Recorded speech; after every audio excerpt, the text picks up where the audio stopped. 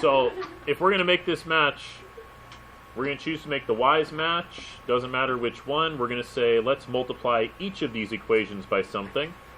I have a 2 and a 3. What's the smallest number that 2 and 3 go into? 6.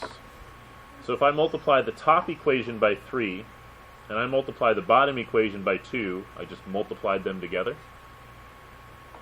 I end up getting 2 new equations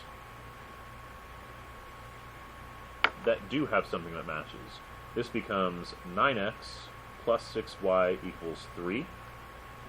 This becomes 8x plus 6y equals negative 4.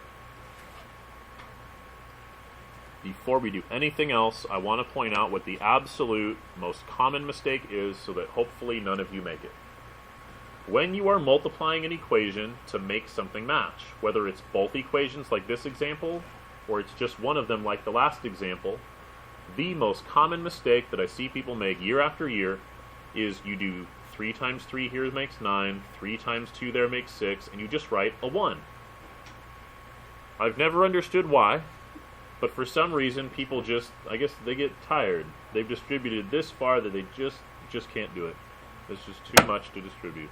I don't know what it is, but whatever the case may be, you have to distribute to everything, both sides of the equation, which means you do have to do 3 times 1 to get 3, and 2 times negative 2 to get negative 4. Every single piece of that equation needs to get multiplied. Now, they match. There's my x's, my y's, and my constants. They match exactly, positive 6 and positive 6, so should I add them or subtract them? Subtract them. That leaves me with 9x minus 8x is just x. 6 minus 6 is 0y. And 3 minus negative 4, which means I'm actually adding to make 7. So x equals 7. Now that I know what x is, I have 4 options on where I want to plug this in. The 2 original equations or the 2 equations I created.